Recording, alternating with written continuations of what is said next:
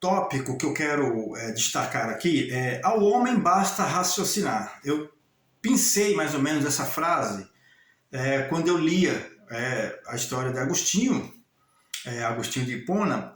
Eu lia essa história, então ele vai levar a sua apologética, ele vai levar a questão do conhecimento de Deus, das coisas de Deus, a partir do raciocínio, não só do raciocínio lógico, mas também de um raciocínio que leve a pessoa, não é, a entender todo esse contexto de mundo, tudo o que está ao nosso redor. Então, tudo isso diz respeito a Deus, tudo isso diz respeito à criação, tudo isso diz respeito à Trindade, tudo isso diz respeito à pessoa do Espírito Santo que hoje governa, não é? Que tem esse papel preponderante de governo. As ações dos apóstolos ali em Atos, né? Ela é conduzida, a igreja do presente século tem a condução do Espírito Santo. Eu separei outro texto aqui que vai falar sobre essa questão do conhecimento de Deus, né? Como é que o homem imaginava que se chegaria ao conhecimento de Deus através de algum tipo de pensamento, um raciocínio lógico, a razão, a natureza, as formas geométricas, ou a capacidade, não é, da pessoa de conviver entre dois mundos, ou até mesmo, não é, na questão aí do próprio Agostinho defender uma filosofia platônica, se entender esse mundo das ideias. Então, quando um cristão, né, como foi o caso aqui de Agostinho, ele se aproxima da filosofia de Platão, há uma linha ali muito tênue, né, entre a questão da criação, como é vista no Gênesis, como é vista ali no começo de todas as coisas, e a criação como ela é destacada, vista e narrada pela mitologia ou pela própria filosofia. Então, a filosofia de Platão, estudada por esses homens, por Agostinho, estudada também por Tomás de Aquino, necessitava de uma condução que os levasse a pensar, ou eles ficavam do lado do cristianismo puro e simples, ou eles ficavam do lado do platonismo e do aristotelismo. Então, eles vão permeando, né? Eles vão andando por esses dois caminhos, esses caminhos paralelos que jamais vão se encontrar. Eles vão andando por esses dois caminhos, por essas duas vias, mas num certo ponto, tanto Tomás de Aquino quanto Agostinho, eles chegam em uma bifurcação. E todos nós somos levados a isso. Todos nós, um dia, chegamos em uma bifurcação, chegamos num lugar em que nós temos que escolher um caminho. Então, tanto Tomás de Aquino quanto Agostinho de Hipona tiveram que tomar um caminho. E que bom que eles tomaram o caminho do cristianismo. Abandonaram as questões aristotélicas, as questões platônicas. Ainda que essas o ajudaram, né? Ainda que essas ajudaram esses homens a estabelecer conceitos dentro da própria questão da apologética. Paulo diz lá em Romanos capítulo 11, versículos do 33 ao 36. Ó, profundidade da riqueza da sabedoria e do conhecimento de Deus! Quão insondáveis são os seus juízos e inescrutáveis os seus caminhos! Quem conheceu a mente do Senhor? Quem conheceu a mente do Senhor? Ou quem foi o seu conselheiro? Será que alguém, em alguma fase de alguma questão de iluminismo, não é? A gente fala de iluminismo trazendo um pouco dessa questão do iluminismo do século XVIII, onde as pessoas, o iluminismo, na verdade, ele trouxe à baila, ele desnudou toda a questão científica em detrimento ao abandono da influência da igreja na sociedade. Então, veja que raciocínio que esses camaradas tinham, né? Afasta Deus e põem a razão. Então eles trazem todo o conceito filosófico, abandonam o conceito da influência da igreja nas questões. Será que nós estamos vivendo esse tempo agora? Será que a igreja atual, a igreja de hoje não está vivendo esse tempo? Estão tentando apagar a influência da igreja na sociedade? A sociedade que nasce, a sociedade que tem o seu pluralismo pela igreja. Não é o contrário. Não é a igreja que tem o seu pluralismo pela sociedade. A sociedade é o fiel na balança a igreja é o fiel na balança da sociedade. A igreja estabelecida, a verdadeira, é o fiel na balança da sociedade. Nós somos, como o Senhor Jesus Cristo disse, a luz desse mundo. Nós somos o sal da terra. Então a igreja, ela se estabelece como luz do mundo, como um farol e como sal da terra, né? Como aquele que vai transformar essa terra em algo que vai trazer para as pessoas substâncias. Nós temos com o que alimentar essas pessoas. Nós temos uma apologética firme, uma apologética concisa. Quem primeiro lhe deu para que ele o recompensasse? Quem foi que deu alguma coisa para Deus para depois chegar e pedir uma recompensa para Deus? Ou mesmo Deus, dentro do seu coração, né, dissesse que recebeu alguma coisa de algum ser humano e o recompense e devolva para este ser humano como forma de gratidão, né? Pois dele, por ele, para ele são todas as coisas, a ele seja a glória para sempre. Amém. Então todas as coisas que nós fazemos convergem para Deus. 1 Coríntios 10 e 31, né? Quer comais, quer bebais ou façais qualquer outra coisa, façam tudo para a glória de Deus. Se temos uma via pavimentada, leia a sua apostila, por favor. Para fazermos apologética, o mesmo não se pode dizer do não cristão. Nós temos uma via pavimentada para fazer apologética. O não cristão, ele não tem essa via pavimentada. Nosso trabalho, em primeira instância, o nosso trabalho, em primeiro grau, em primeira instância, é trazer o não cristão para esse caminho pavimentado, depois apresentar-lhe a fé. Esse aqui é, então, o contexto aqui de Agostinho. É o contexto do raciocínio lógico, do raciocínio de Agostinho, dentro da questão do raciocínio das outras pessoas. Então Agostinho raciocinou que as outras pessoas necessitariam, de alguma forma, raciocinar sobre Deus, não é?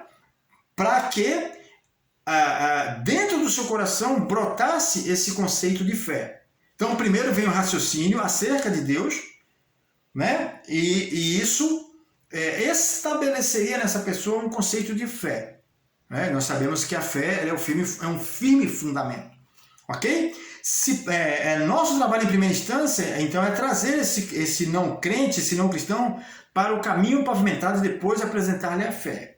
Agostinho, em sua abordagem apologética, prioriza o raciocínio, e este funcionará como um condutor para encontrar a fé. Acabei de falar sobre isso. Agostinho, influenciado por Platão, soube como um cirurgião, falei também sobre isso, separar o pensamento platônico acerca da existência de Deus, algo que com o passar do tempo foi sendo abandonado pelo apologista.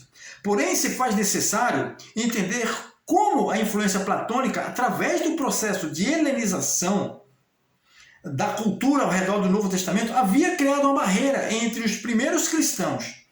Dessa forma, era necessário arrancar primeiro a cultura ao redor daqueles não cristãos, para então só depois implantar novos conceitos. Agostinho considerava a criação, os milagres e as profecias cumpridas como evidências. Está aí na apostila que você pegou lá no grupo, né? Então ele considerava a criação, os milagres, as profecias cumpridas como evidência em favor da veracidade do cristianismo. Então tudo que havia acontecido era preciso que fosse o raciocínio das pessoas fosse provocado a partir desse contexto, o contexto do criacionismo, dos milagres, né, das profecias, do cumprimento dessas profecias. Então, essa abordagem nessas pessoas não cristãs deveria ser feita nesse contexto, a partir desses princípios bíblicos que se tem conhecimento, que nós temos conhecimento. Eu quero acreditar piamente que você é um leitor quanto mais da Bíblia. Não é? Entretanto, sua abordagem apologética principal era argumentar que a existência do Deus Trino e Uno revelado na Bíblia e proclamado pela Igreja era o fundamento de toda a verdade e moralidade, e que o conhecimento a respeito de Deus é percebido pela iluminação divina. Todo conhecimento da revelação de Deus, todo conhecimento da revelação de Deus, a revelação de Deus é a palavra, ela vem por uma iluminação divina, uma iluminação na mente do homem, uma iluminação divina, a iluminação de Deus na mente do homem. Então, se o homem recebesse alguma coisa lendo as Escrituras, seria por revelação divina ou por iluminação divina. Isso acrescentaria ao homem essa busca pela fé, entendeu? Então, primeiramente, o homem tinha que ser despertado no seu raciocínio para buscar entendimento das coisas de Deus. Só depois, então, a esse homem era revelado a fé. Se ele acreditasse naquilo que está escrito ali, que ele está lendo, que ele está acompanhando, sim. Então, esse homem estava dentro de um contexto de fé. E essa fé é óbvio que ela teria que ser trabalhada na questão da progressividade, né? De fé em fé, ok? Então, esse era o raciocínio lógico da época do apologista Agostinho, e ele então raciocinava da seguinte forma: o homem precisa conhecer Deus, precisa ser despertado, há que haver um despertamento, porque dentro do homem, havendo dentro do homem essas questões, uma vez provocadas, né, elas vão ser despertadas, e o homem então vai ganhar esse sopro, vai ganhar esse subfôlego de vida, né? E a isso ele dá o nome de iluminação. Essa iluminação espiritual. Então, o espírito do homem era iluminado, e através da iluminação espiritual desse ser, ele passaria então a buscar uma consciência de Deus que ele ainda não tinha. Essa era a apologética, assim, estou falando de uma forma bem superficial, né? A apologética de Agostinho de Hipona, né? Isso através do raciocínio humano. Vou ler aqui essa última parte de novo, a partir aí do portanto. Né? Portanto, existe na mente humana um conhecimento básico de Deus. Básico. Mas esse conhecimento precisa ser provocado.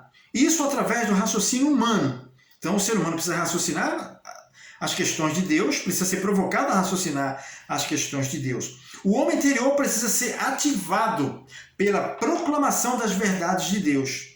Então, nesse contexto, se estabelece a fé. E aqui eu passo a ler outro texto muito usado, não é, sobre essa questão da capacidade de se estabelecer um raciocínio dentro de uma perspectiva de ser humano não novo nascido. É o que Jesus, volta a repetir o que Jesus fala para Nicodemos: é necessário nascer de novo da água e do Espírito. Então, como é que essa pessoa receberá as verdades de Deus se ela não nascer da água e do Espírito? Como é que o ser humano receberá essas revelações de Deus se ele não nascer da água e do Espírito? Se ele não se tornar uma nova criatura, ele pode receber as verdades de Deus? E aí eu passo a ler o texto de Lucas capítulo 5 e versículo 37. Ninguém põe vinho novo em vasilhas de couro.